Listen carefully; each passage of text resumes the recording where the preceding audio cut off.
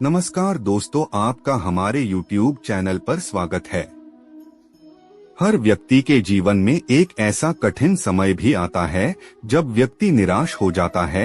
ऐसे समय पर यदि धैर्य से काम लिया जाए और खुद को प्रेरित करके रखा जाए तो सफलता भी आपकी दहलीज पर दस्तक देती है। भगवान श्री कृष्ण ने श्रीमद् भागवत गीता के निर्मल ज्ञान प्रकाश से पार्थ की परेशानियों का तमस मिटाया था। जो अपने कर्म के फल के प्रति आसक्ति को नहीं छोड़ सकते वे मार्ग से कोसों दूर हैं।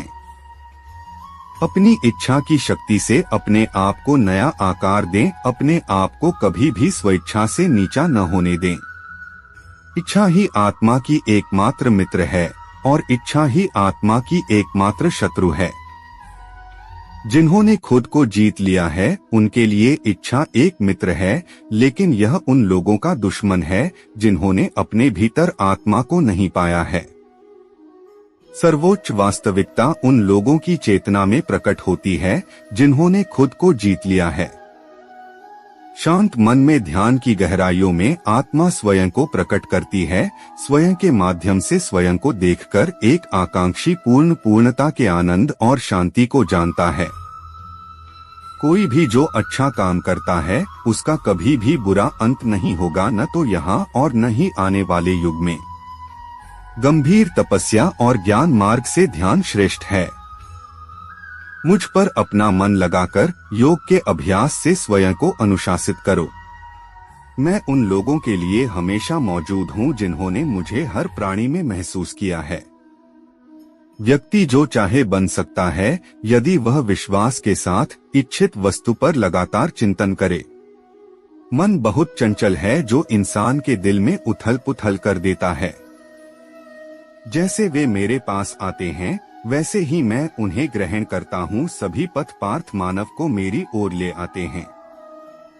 इंद्रियों से मिलने वाला सुख पहले तो अमृत जैसा लगता है, लेकिन अंत में यह विष के समान कड़वा होता है।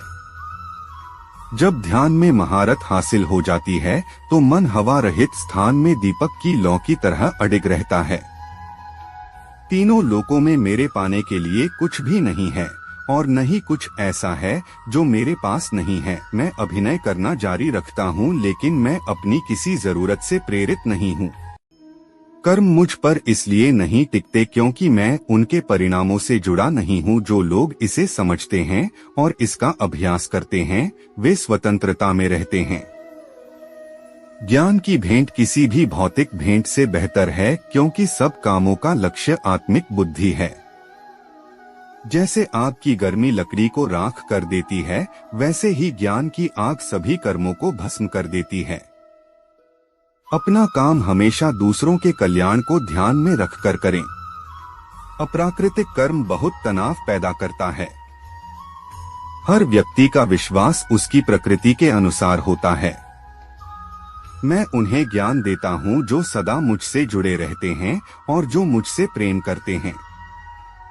मेरी कृपा से सभी कर्तव्यों का निर्वाह करते हुए भी बस मेरी शरण में आकर अनंत अविनाशी निवास को प्राप्त करता है।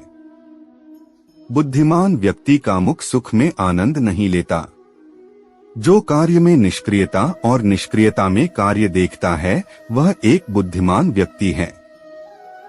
मैं धरती की मधुर सुगंध हूँ, मैं अग्नि की ऊष्मा हूँ, मैं ही सभी जीवित प्राणियों का जीवन भी हूँ और मैं ही सन्यासियों का आत्मसंयम हूँ।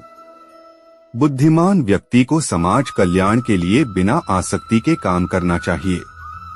कर्म मुझे बांधता नहीं क्योंकि मुझे कर्म के प्रतिफल की कोई इच्छा नहीं।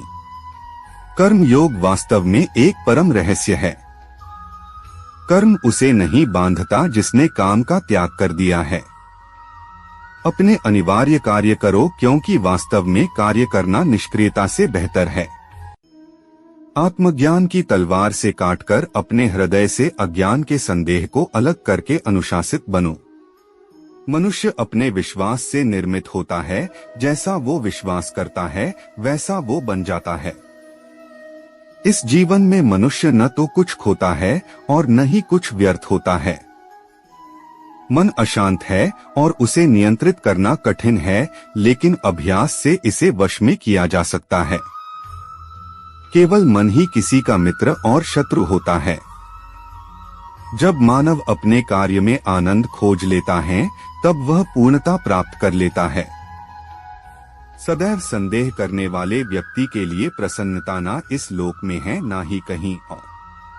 प्रबुद्ध व्यक्ति के लिए गंदगी का ढेर, पत्थर और सोना सभी एक समान हैं। निर्माण केवल पहले से मौजूद चीजों का प्रक्षेपण है। उससे मत डरो जो वास्तविक नहीं है, ना कभी था ना कभी होगा। जो वास्तविक है वो हमेशा था और उसे कभी नष्ट नहीं किया जा सकता।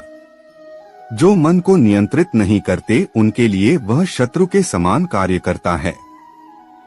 अगर वीडियो पसंद आई हो तो वीडियो को लाइक करें, शेयर करें, सब्सक्राइब